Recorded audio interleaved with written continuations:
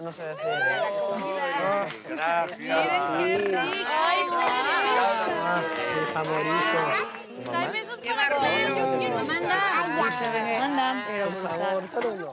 Siempre les preparo lo mismo. gracias. Wow, esa mariscada. Familia, familia, hey. Hay una cosa importante que les quiero decir. Bueno, dos cosas importantes. Ay, pero no te vas otra vez a poner a chillar. Ay, ¿qué? Sí. ¿Te da miedo que se vea que soy un ser humano o qué? Oh, Leo anda filoso.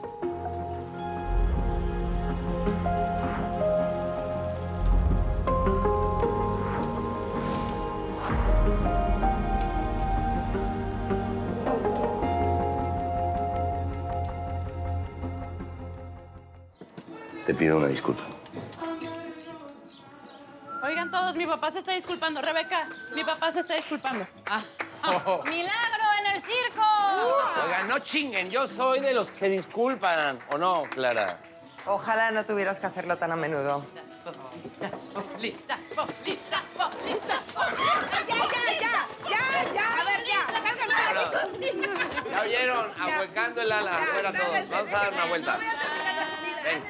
Familia es una obra cinematográfica que produce y dirige para Netflix Rodrigo García. Yo quiero... Esta película le permite al director conjuntar temáticamente sus peculiares retratos femeninos con un personaje masculino, Leo, Lo vi en la televisión, ¿no? espléndidamente encarnado por Daniel Jiménez Cacho y acompañado por las actrices Maribel Verdú, Ilse Salas, Cassandra Changuerotti y Natalia Solián.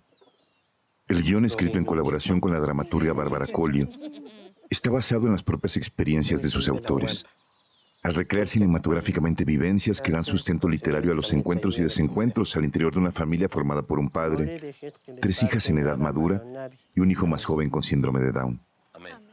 Bien hecho, Una decisión que les podría alterar la vida a todos, la posible venta del rancho familiar, provocará que afloren reacciones positivas y negativas en el seno de este grupo reunido en torno a una mesa donde comparten el vino, la comida Recibimos una y también oferta sus de alegrías y Arcus conflictos. Por todo el toro.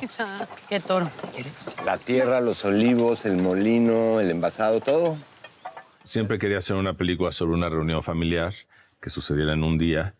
También desde un punto de vista visual y de tono me gustan esas películas italianas y francesas donde se ven esas grandes mesas de comidas exteriores, veraniegas, que uno siempre dice quiero estar ahí. Y originalmente también quería hacer una película que fuera sobre una familia latina en Estados Unidos, pero que no se tratara de los tamales de la abuelita. O sea, que no fueran los tanto cliché que se hace allá de lo latino.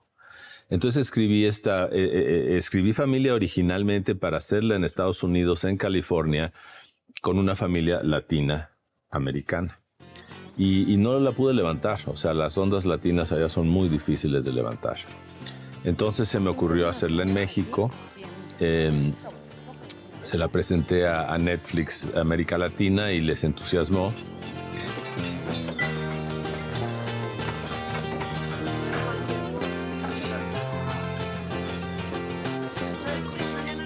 Ay, me faltó ahí.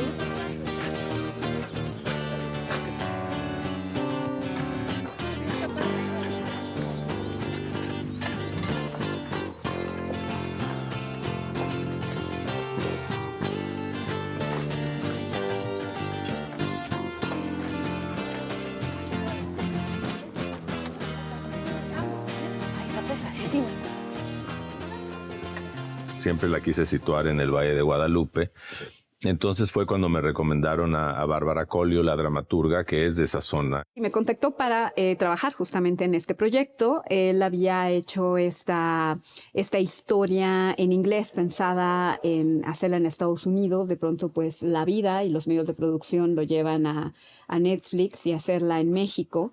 Entonces, en ese momento es de que me invita a colaborar y trabajamos para hacer su primera película aquí en México. Ella es de la zona de la frontera de Baja California, lo que era Baja California Norte. Y con ella la adaptamos. Es estructuralmente y en términos de personajes la misma película, pero ella me ayudó mucho a darle un sabor local, profesiones locales, la voz de los personajes. Y la hicimos ahí y realmente fue una experiencia muy buena para mí. mi primera película mexicana en casa. Lo primero fue decidir incluso en qué parte de México se iba a filmar. A mí me parecía que independientemente de los olivos, del planteo de olivos que Rodrigo necesitaba, me parecía que el lugar donde tenía que suceder esta historia era en Baja California. Era en el Valle de Guadalupe, que está muy cerca de la frontera, porque me parecía que era una familia que le venía muy bien la incisión fronteriza, la mezcla de gente. Me parecía una familia que había pasado por demasiadas cosas y que no podía suceder muy al centro o muy al sur del país. Al tener un gran rancho de olivos, es diferente la cultura a un rancho ganadero en Durango o en Chihuahua, o sea, es muy diferente. Entonces, esa especificidad de cultura y de voces fue en lo que contribuyó muchísimo Bárbara. Fue una colaboración gozosa y una colaboración de descubrimientos y de discusiones a nivel creativo también, de que es que creo que tiene que pasar esto, pero y esto, y esto, y esto. Pero siempre con esta sensación de que, a ver, en la vida nada se soluciona en 24 horas. Entonces yo encontré en el diálogo con Rodrigo, en lo que hacía, en la mirada que tenía en sus películas, pues entendía muy bien el universo y entendía su mirada y entendía porque se parecía un tanto a la mía. Había muchos puntos de coincidencia. Entonces creo que eso es fundamental cuando vas a colaborar con alguien en algo tan delicado, tan fundamental como es la colaboración de escritura. Es la misma estructura del guión original. O sea, son las mismas escenas y los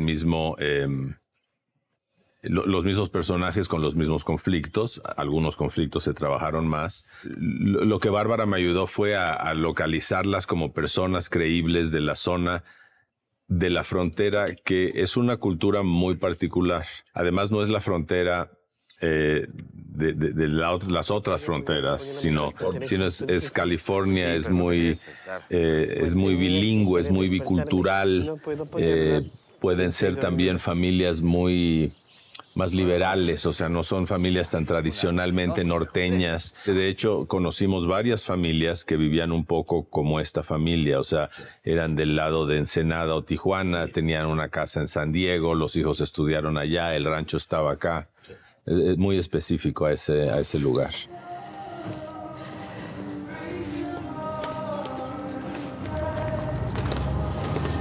Wow. Ok. Good morning. Breakfast of Champions. Yo tengo amigos, amigas de Tijuana o sí, por ahí, sobre todo de Tijuana, los que más relaciono con esta comunión con lo gringo, lo estadounidense, el Spanglish famoso o las vacaciones siempre en Estados Unidos. Yo también como fronteriza y que tengo mucha familia que vive también del otro lado, amigas y demás, y que voy y vengo, cuando estoy allá yo no siento que sea un problema ni me siento ajena, sino que se siente que es parte de la vida. Era un guión extraordinariamente bien escrito porque Rodrigo es un gran escritor. Estaba como muy delineado el rol que cada uno tenía que jugar desde mi percepción. Y me gustó mucho que me invitara a hacer ese papel porque fue con el que más vibré cuando lo leí. Todos me encantan, todos los personajes. Las otras dos hermanas también me parecen como personajes encantadores y fascinantes. Pero con Julia hubo una vibración que fue como... Comprendí por qué había pensado en mí para ese papel. Y me gustaba mucho eso, que era de cierta manera confrontativa, pero también como humilde en la percepción de sí misma, caótica, pero amorosa. Tenía como muchos juegos, pero todo estaba ahí escrito. Era simplemente como un detective ir escarbando todo lo que Rodrigo ya había puesto. ¿Y desde cuándo tienen este rancho? Pues el abuelo lo heredó de su padre, que era un español así muy quijotesco, malo para los negocios, alcohólico, gay de closet, según la Mariana. Y casi lo hace quebrar, así que mi papá se hizo cargo desde bien jovencito.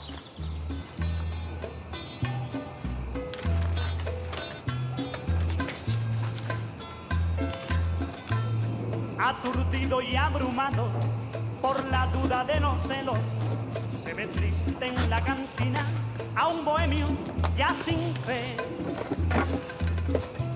con los nervios destrozados y llorando sin remedio, como un loco atormentado por la ingrata que se fue.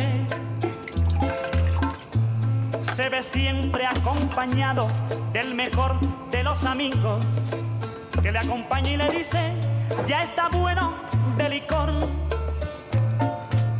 Nada remedias con llanto, nada remedias con vino, al contrario la recuerda mucho más tu corazón.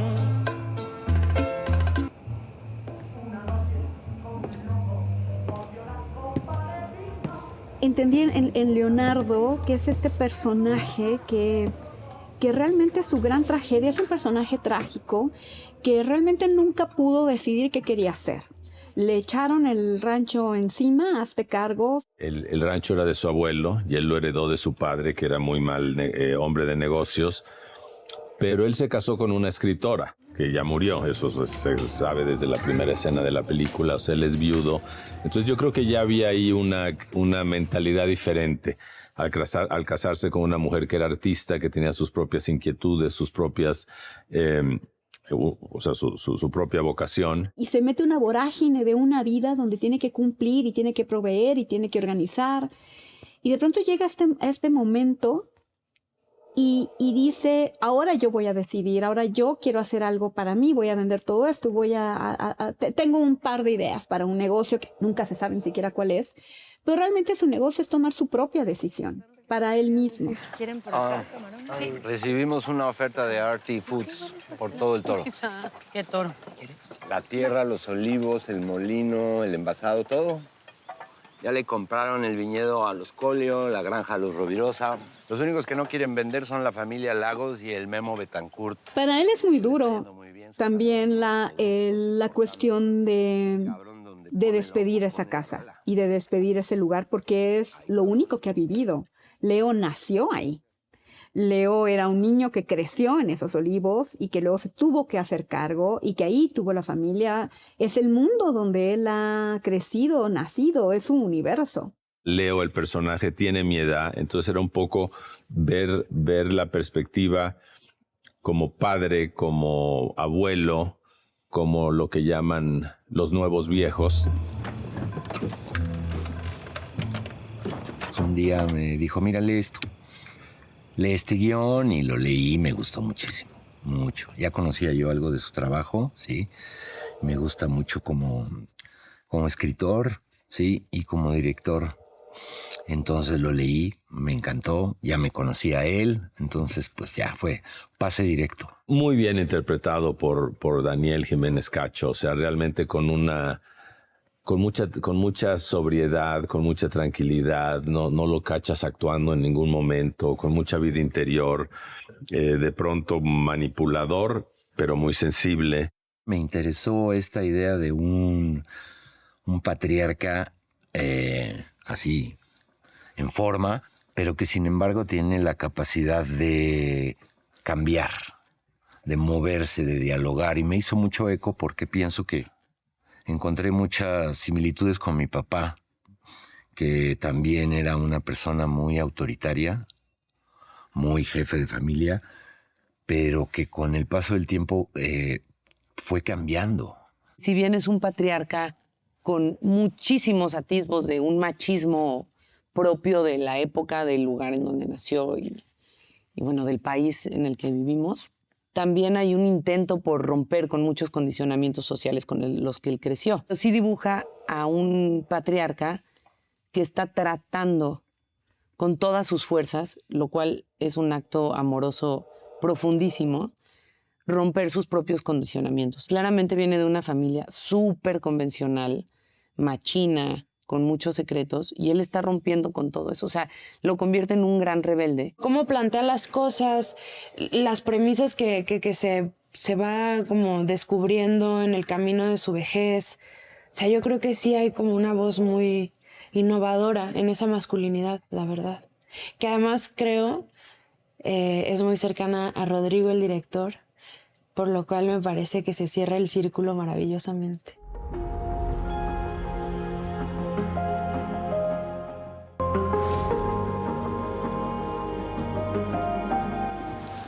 Otra cosa, entre tú y yo, ¿eh?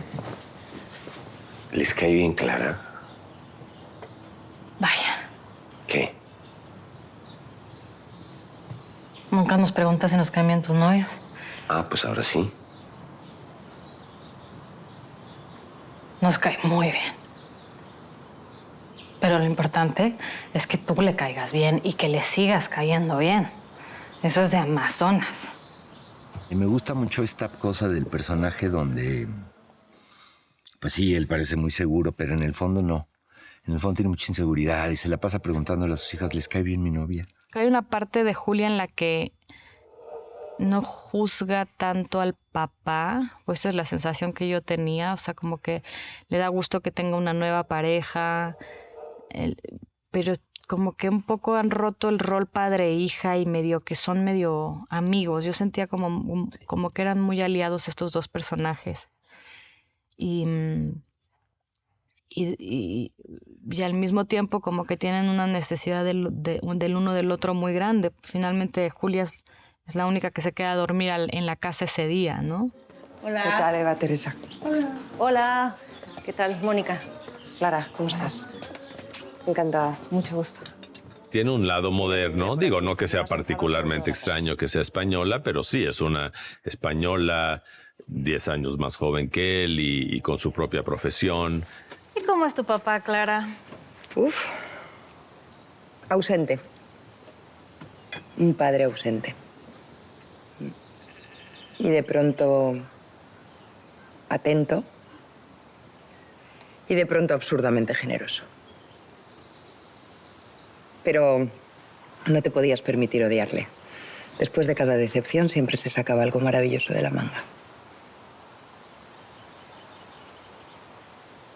Ahora ya está mayor, tiene Alzheimer.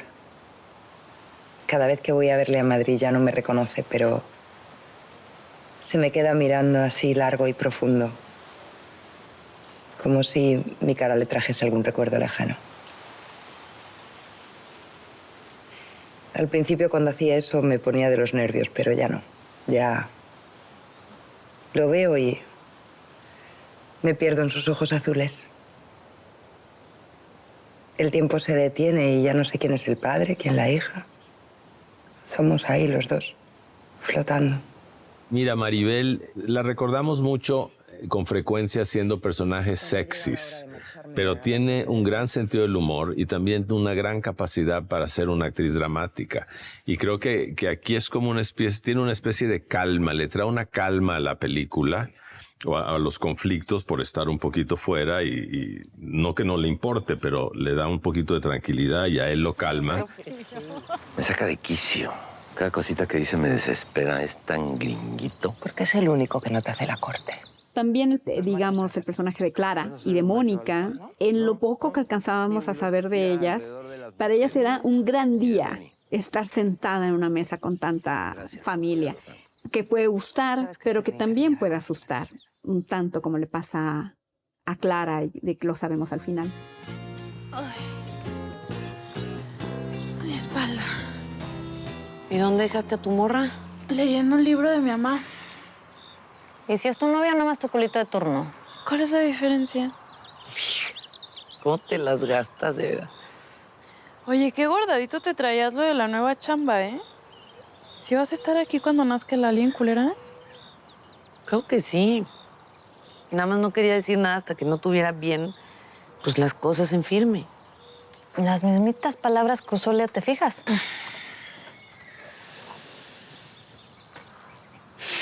El Benny. Ay, sigue siendo el Benny. Yo creo que para contrarrestar, había como 3 polos. El padre, que tiene esa particularidad, la edad, el ser hombre, el ser padre, etcétera, abuelo. Luego las 3 hijas y creo que el trío, el tríptico, pues siempre funciona muy bien, ¿no? Desde las 3 hermanas del teatro de Chekhov, desde las hijas del Rey Lear. O sea, siempre te da la oportunidad de ver 3 facetas no solo de personalidad, sino de las características de la grande, la de en medio, la pequeña y sus conflictos y sus nexos y sus choques. Yo siento que es un tanto chejoviano también el punto de vista de la escritura, porque no hay un héroe, no está el camino del héroe, sino que es un protagonismo un tanto coral. Todo es el que hace el protagonista de la película, porque tan protagonista son los olivos, es la tierra, es esa mesa, como cada uno de los personajes. Yo siempre la relacioné mucho con Chekhov, curiosamente, porque aparentemente no pasa nada. Todo lo que pasa es adentro de los personajes, pero no hay un plot en la historia, no hay no sé. No es que el abuelo no era un maldito que las golpeaba o abusó de... No pasó. No hay ninguna tragedia ahí. El dolor es por dentro y el amor también está manifestado muy sutilmente. Una está casada y ya se fue a Estados Unidos. Otra se casó muy joven y a lo mejor está mal casada. Y no tiene profesión. La otra es muy exitosa como doctora, esta es un poquito más perdida en su profesión. Y la pequeña, pues con una relación más complicada con el padre y que está embarazada y que carga un secreto pesadito. Pero sí, o sea, trata uno de localizar por lo menos un punto de partida de cada una y luego expander y sobre todo diferenciarlas, ¿no? Si se fijan, las tres hermanas tienen obsesiones distintas. Y luego el tercer triángulo, la tercera esquina, es el hijo menor, Benny, que tiene síndrome de Down. Él está en el presente. Él no piensa tanto en el pasado ni en el futuro, está en el presente. Espérate, yo le iba a hacer... No hagas eso, Benny. Me dijiste que yo podía poner la mesa con Teresa, tú dijiste. Pues sí, pero no te quería despertar.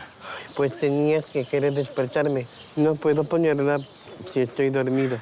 Entonces me servía un poquito para un recordatorio de que él es... Digo, por un lado, es un personaje que, dadas ciertas limitaciones que tiene de cuestionable independencia, siempre requerirá apoyo. Pero, por otro lado, es una persona muy poco complicada, al contrario que las hijas. Entonces, ese era un poco el triángulo. Leo es el que, claro, lleva las riendas de todo eso, pero cada una de las personas que está ahí, incluso las invitadas que llegan por primera vez, son parte de ese protagonismo que hay en la película. Entonces, esa es un tanto la estructura del guión, ¿no? Hacer como unos protagónicos corales que a la vez, ¿no?, se juntan y el efecto que da es un todo.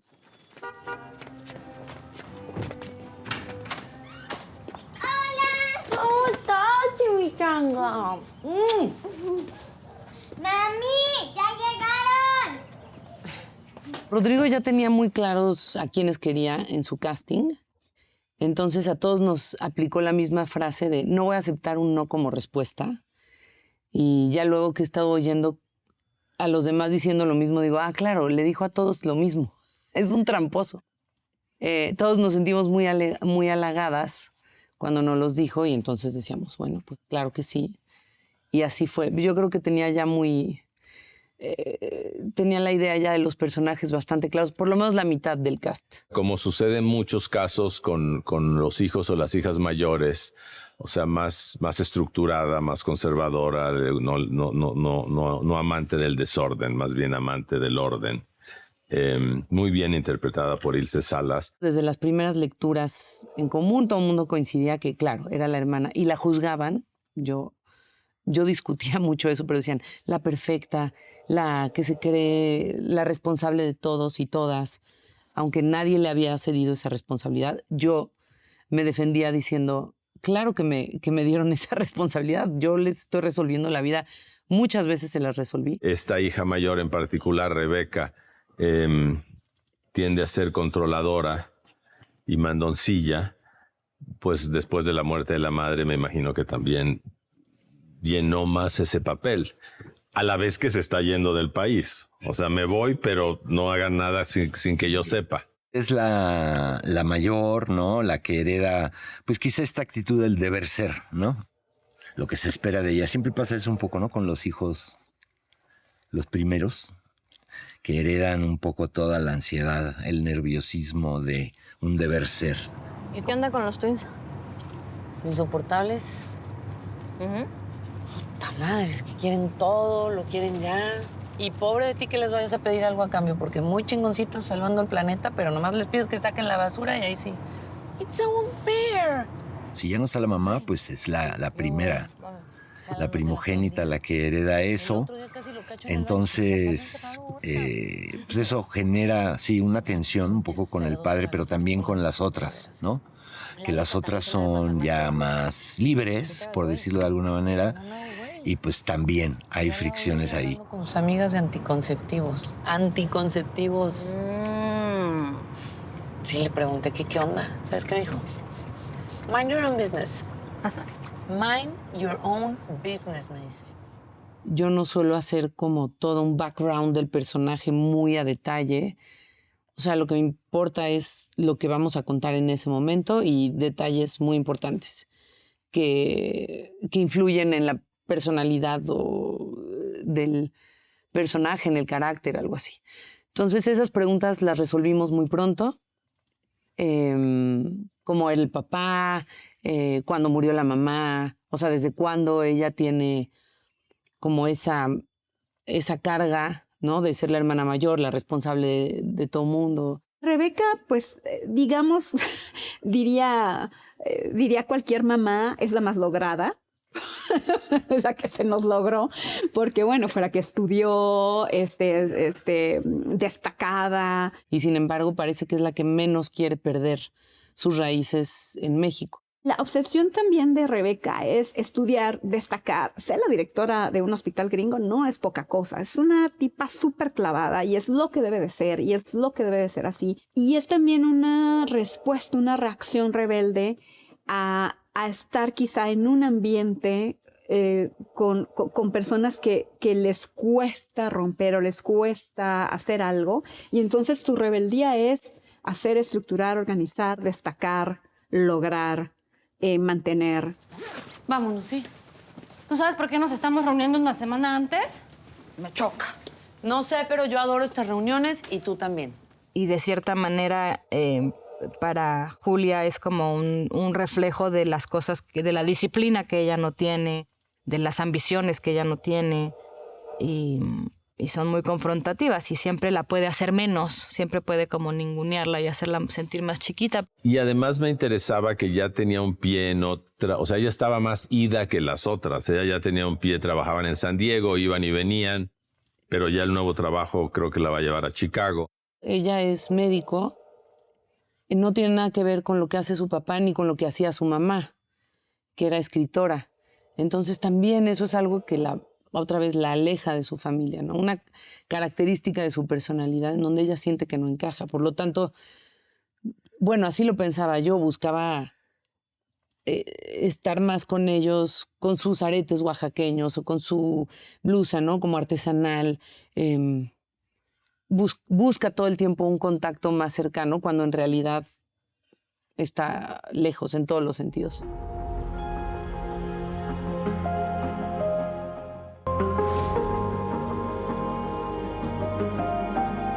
Cuando Benny nació, yo ya estaba casada, ya estaba embarazada de los gemelos. Yo ya no vivía aquí tampoco. Pues yo sí, fíjense. Por eso sé de qué se trata. Y el Benny es lo máximo, lo adoro, pero es un súper paquete. Otra cosa que tiene Rebeca es la crisis de edad, que está en sus 40s. Yo tengo 42 años y le decía que para mí es una década en donde empiezas a ver el declive de tus papás, económico, social, físico. Y al mismo tiempo, muchas de nosotros empezamos a tener hijos adolescentes. Más aparte, como que te acercas a la menopausia o a cambios hormonales muy fuertes. Entonces, son muchos niveles de crisis. Rebeca es una mujer realizada, es una mujer que tiene una familia hermosa, un marido que está ahí, que la acompaña. Los dos son exitosos. ¿Cómo están todos? ¡Bien! Huele bien, Teresita. ¿Verdad que sí? Son niños muy biculturales, un poquito de pochismo, hablan a veces en español, meten frases en inglés. Están en una edad, tienen 16, 17 años, donde empiezan a ver ya las contradicciones de los padres con mucha claridad. Y sí, o sea, como que siento un poco que son chavos que ya no vivirían en México, pero sienten un gran apego por México, un arraigo por México. Seguro en sus escuelas y en sus vidas en Los Ángeles defienden mucho a México, porque además ellos no caben dentro del estereotipo. O sea, el cliché que se cree, que se supone en Estados Unidos es lo mexicano. La hibridez creo que es un estado también aceptable, creo que puede ser una patria ser híbrido. Y me parece, la verdad, padrísimo poder estar en varios lugares y sentir que algo tuyo está en varios lugares. ¿Y tú qué? ¿No me vas a venir a saludar? ¿Hay que sacar cita contigo o qué? Ay, primero me gritas y ahora quieres que te salude. Ay. Yo creo que siente mucho esta presión del abuelo porque realmente, dado que el único hijo varón tiene síndrome de Down, pues él es el único, es el hijo. De hecho, en un momento dado Leo se equivoca y le dice mi hijo en vez de mi nieto. Entonces yo creo que hay esa tensión entre ellos porque a Leo le gustaría tener un hijo así. Rebeca se enamora de su esposo, que es un foster child. O sea, es un niño huérfano que estuvo viviendo como en varios hogares, ya sabes, como prestados. Es un hombre que no conoce a su padre, que no sabe quién es su padre, que su madre era drogadicta, ¿no? Y que se convierte en un gran papá y que lo que es al que más le importa a la familia, de pronto, porque nunca la tuvo. Yo no tuve papá y ni mamá, nunca supe cómo los padres manejan a los hijos y cómo los hijos manejan a los padres. Para tus hijas, las cosas que tú dices tienen mucho, mucho peso. No me importa que ya estén grandes. Pero eso me ha ayudado con mis hijos. Cómo y cuándo ser firme con ellos. And when to let them push back. ¿Usted creció sin papás? Mi mamá era una adolescente adicta a las drogas. Mi papá nunca se supo quién fue. Tú eres un padre fantástico. Fantástico. A veces. El Tomás me encontró un condón en la bolsa. ¿Cómo? ¿Por qué andas cargando condones en la bolsa? Porque soy una morra cabrona, responsable de su propia protección. Ah, claro. Fui hija chica mucho tiempo hasta que fui hermana de en medio. Y mi vida cambió para siempre. Porque dejas de tener la mirada de los papás sobre ti como la chiquita, y empiezas como a desaparecer del mapa de cierta manera. Y en mi caso fue como una delicia, fue como, bueno, ya, no tengo los ojos sobre mí. Entonces conozco bien esa posición y pues sí, te da la posibilidad de explorar como sumisión y poder. Yo creo que se casó con el que fue novio suyo en la prepa y en la universidad, luego se separaron. Ya divórciate, Julia. Ya. Estos personajes dentro del ambiente familiar es como, sabes que no se va a divorciar, sabes que todo lo que está diciendo no va a suceder. Y a mí me parece eso también muy, muy conmovedor y muy fuerte. La persona que siempre está diciendo y deseando algo en otro lado, pero que no es capaz de hacerlo y no hay nada que se lo impida. No hay nada que se le impide, sin embargo, no es capaz. Y ahí está la pequeña gran tragedia de Julia, que creo que es por eso con la que más choca con el padre, porque tienen esta vena trágica muy, muy similar. Yo siento que es un poco como todas las personas. Siento que es un personaje, o sea, como que... Sí, como que pienso en muchísimas parejas o sea, incluida yo, ¿no? Como muchas veces pasas por esos momentos en los que de repente no sabes qué estás haciendo ahí, lo trabajas y sales adelante. Es como es una representación muy, muy vívida de la dualidad en la que el ser humano está viviendo constantemente. ¿Cómo vas con la escritura? No ha salido nada desde hace meses. Yo creo que ya es hora de que deje de pensar en eso. No soy una escritora, no lo soy y ya está. Todavía está tratando de ver qué hace, a qué me dedico. ¿Escribo, no escribo? ¿Tengo talento, no tengo la pasión? Hay gente que se tarda mucho o le cuesta mucho decidir qué hacer. Inclusive desperdician cosas para las que tienen talento, pero no vocación, que es el caso de ella. Heredó de su madre un talento para escribir, pero no tiene la disciplina o el apetito realmente para chingarle, como se dice en francés. Entonces sí, ella está un poquito más a la deriva, ¿no? Muy bien interpretada, con mucho humor por Cassandra Changuerotti, sí. Pues que no encuentra su camino, que quiere ser escritora, pero la mamá también era una escritora, entonces eso pesa, no lo acaba de hacer del todo bien, pero siento que es con la que más afinidad espiritual hay. ¿Y ahora tú qué mosca te picó? ¿Ya te tomaste la presión? Estoy bien de la presión, no puedo ponerme de mal humor de vez en cuando. Siempre estábamos discutiendo quién era mi favorita, ¿no? Porque es muy delicado entre las hermanas decir quién es la favorita, empiezan los...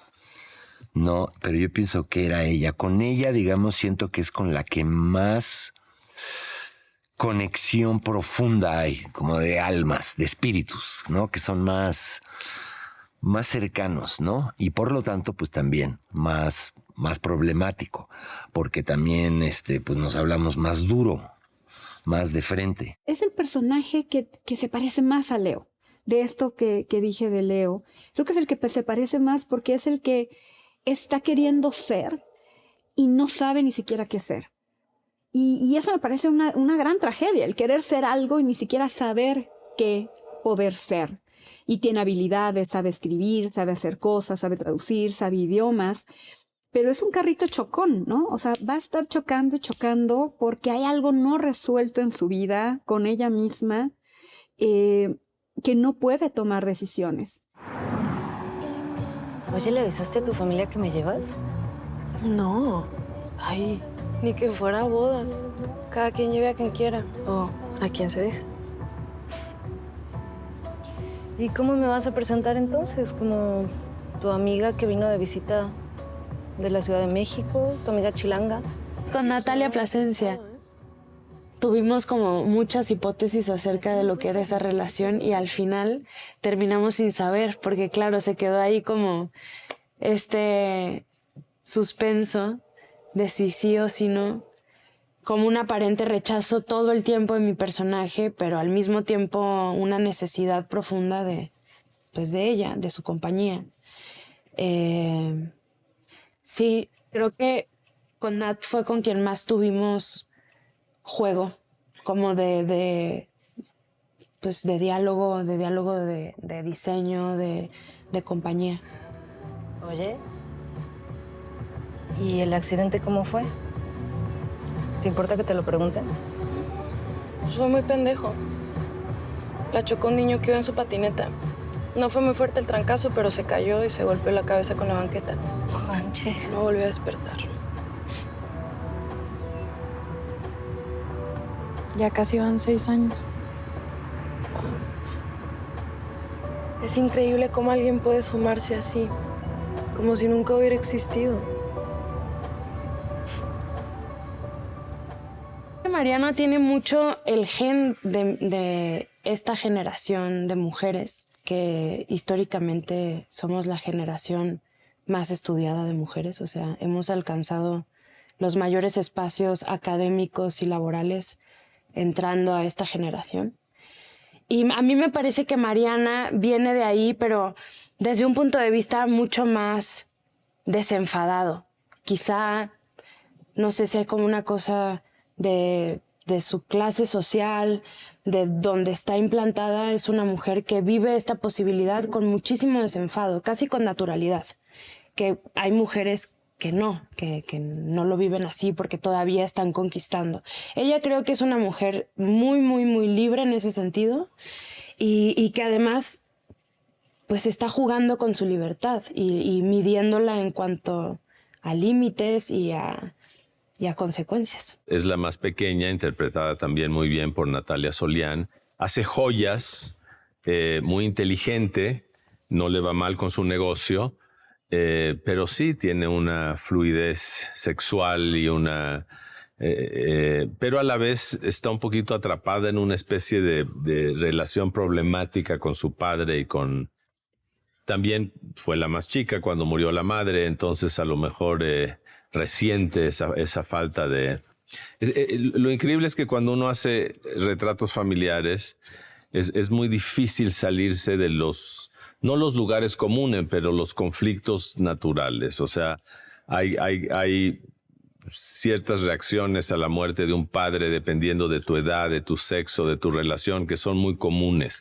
Ese es un reto que siempre me interesa, el de agarrar situaciones muy reconocibles. No son nada extrañas. Nada sucede en esta familia que no suceda en muchas familias y familias felices, porque aquí nadie mató a nadie, nadie es drogadicto. Pero sí, creo que la tercera hija, Mariana, por un lado es más exitosa, tiene su vida profesional más ordenada, pero la afectiva más caótica. Y creo que habla mucho como de la expresión de nuestra capacidad de asumir las infinitas posibilidades expresivas y amorosas que tiene el ser humano, que ya están incluso en las narrativas de los directores, ¿no? O sea...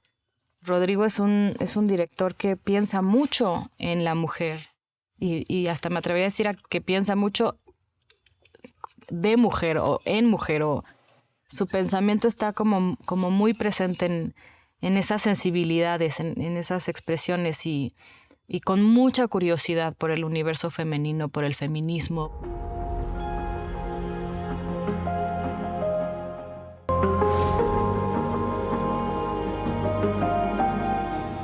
¿Y dónde dejaste a tu morra? Leyendo un libro de mi mamá. ¿Y si es tu novia, nomás tu colita de turno? ¿Cuál es la diferencia? Yo no conocía a Natalia antes a él se la conozco desde hace muchos años. Entonces, de cierta manera, ya teníamos un camino recorrido hasta llegar a esa hermandad, pero con Natalia fue más de bote pronto y tuvimos una química desde el principio porque Natalia tiene una humildad laboral enorme, es muy generosa trabajando, es muy divertida, muy creativa y volvería a trabajar con ella muchas veces. Ay, ¿sentiste eso? Ay, sí. Va a ser niño. No, va a ser niña, yo nunca me equivoco. ¿Ya nos vas a decir quién es el papá? Ay, pa, qué hueva, ¿qué importa?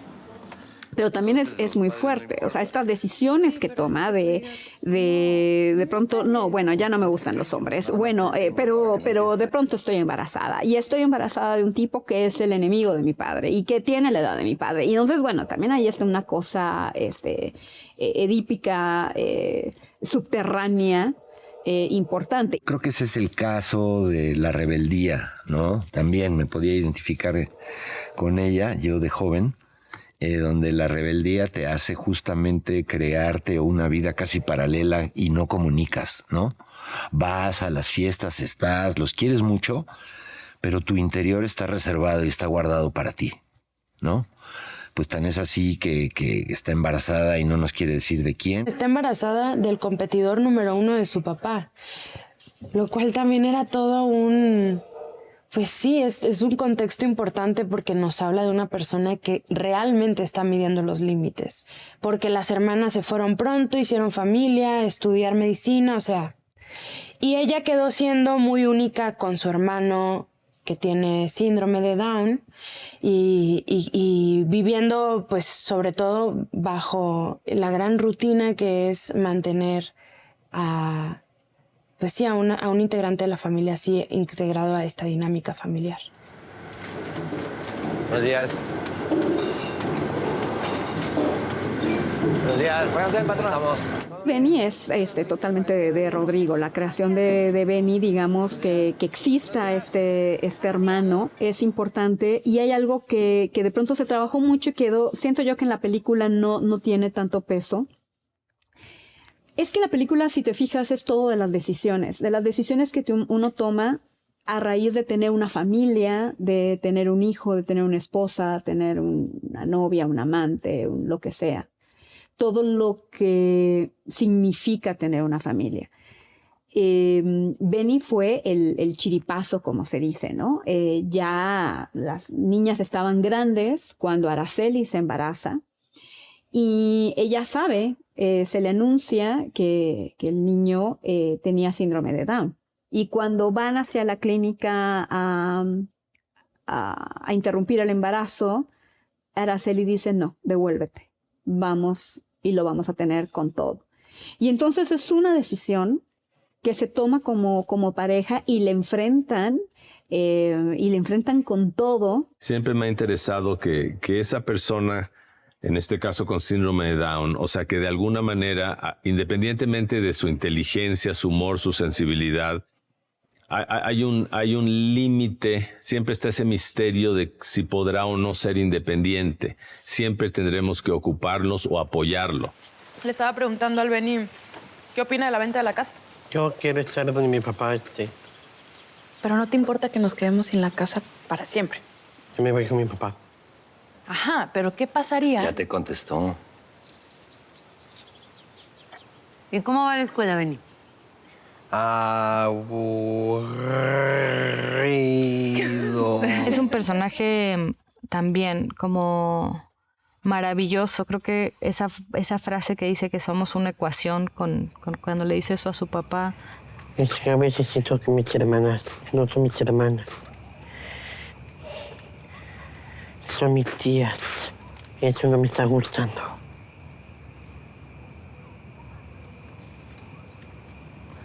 Pues vamos a juntarnos más con ellas a ver si eso cambia. ¿Te parece? Esto. Benny, tú no me vas a dejar. Somos una ecuación. Es realmente lo que sucede con personas que nos necesitan tanto, ¿no? O nos necesitan para toda la vida. Son como compañeros de vida. No es nada fácil hacerse cargo de Benny, aunque sea un chico encantador, necesita también ciertos cuidados especiales. Y también hay una cuestión de que Benny depende de él absolutamente. O sea, las hijas igual trabajan, se van o a ver qué hacen, pero Benny depende de él de por vida. Y entonces también esa es una cuestión que le cala también a Leo, porque no puede tomar decisiones solo pensando en él, sino que tiene que pensar en Benny. Yo no capté por qué crees que soy novia de Mariana. ¿Qué? ¿Qué digas? No sé, ¿qué quieres que le diga? Con sus palabras, mi Benny. Que se ve igual que a las otras novias que han sido novias de Mariana. Ok. No puede tener la independencia que tienen las hermanas. Entonces pareciera, como él mismo dice, parecen mis tías, ¿no? También es nuestro hermano y sin embargo, pues sí, nació mucho cuando yo ya no vivía en la casa. Bueno, Rebeca es el chiquito y necesita muchas atenciones. Entonces es más bien como el sobrino, como el primito, como nuestro chiquito consentido, aunque ya no es tan chiquito. Entonces sí se vuelve otra relación con Benny. Es muy diferente. Y para mí es como la chispa de la familia y ese elemento como lleno de dulzura y de frontalidad que le hace tanto bien, ¿no?, a esta casa. Benny es un chico educado también con mucha fuerza. Se le ha educado a Benny con fuerza, con carácter, con un reconocimiento de su condición y también un aprovechamiento de su condición.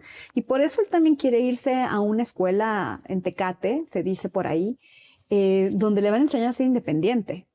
O sea, él también quiere evolucionar, ¿no? También creo que es un personaje, es uno de los hermanos, uno de los hijos de Leo, que también está buscando su independencia, también está buscando tener sus propias decisiones. Si el Benny quiere, se puede. Hablen de mí como si yo no estoy. Lo vi en un TikTok. El actor Ricardo Selmen lo hizo muy bien. O sea, es un actor que entiende mucho la actuación. Daniel me dijo que era uno de sus compañeros de escena mejores y más disfrutables que ha tenido. Porque Ricky entiende la actuación, entiende que es un juego y está en el momento. Y lo hace todo con una gran naturalidad y también con mucho humor. Hay muchas frases de Benny, el personaje, que las improvisó Ricky. Sí, él las inventó y algunas ni las usé porque se estaba robando la película. Hubo ensayos, ¿no? Yo estaba muy preocupado de pues tener una relación fuerte con Benny y dije, no, quiero estar con él una semana, convivir. Entonces me lo presentaron. A los 15 minutos dije, hazte para allá. O sea, qué brutal. O sea, fue un chico con una capacidad de acercamiento y de apertura que dije, no, esto ya, no va a haber ningún problema. Vas a ver, vas a ver. Conocí a su madre, entonces también entendí lo que es esa convivencia y la responsabilidad que es, ¿no? Vivir y educar a alguien que tiene síndrome de Down. Genial esa mujer, ¿eh? Directora, actriz. Justo ella no lo vivía como, ay, es una alegría, y traía sus líneas al centavo, o sea, maravillosa. La película se trata mucho de esa encrucijada entre el pasado y el futuro. ¿Qué hacemos ahorita? ¿Seguimos muy atados al pasado o nos reinventamos para el futuro? Cómo a un hombre de esa edad se puede preguntar de reformular su vida y dice, sí, tengo planes, voy a poner un negocio, y todo suena un poco probable, ¿no? Poco probable. Está ligado también con los recuerdos, que esa es una parte muy linda de la película, ¿no? Como la historia, la memoria de un lugar, ¿no? Nos arraiga y pues la relación tan fuerte que tuvo con su mujer, que murió hace años, pero pues sigue ahí, él sigue ligado a eso. Entonces, sí, vender esa finca pues significaría cortar ese lazo con el pasado y ya empezar a mirar hacia el frente. Entonces son esos temas que están ahí. ¿Ya oyeron? Ahuecando el ala. Fuera todos. Vamos a dar una vuelta. Ven. ¡Listo! Así te ponemos la cabeza. ¡Ey, alto! Esperen. Pero vente aquí al patio, aquí baila. No, es que en el piso de esta cocina se va a oír mejor. Dan, ayúdame. Son dos banquitos, mamá. Sí, pero... ¿Te pongo música? Aquí. Atentos. ¡Échale, prima! 1, 2, 3, 4.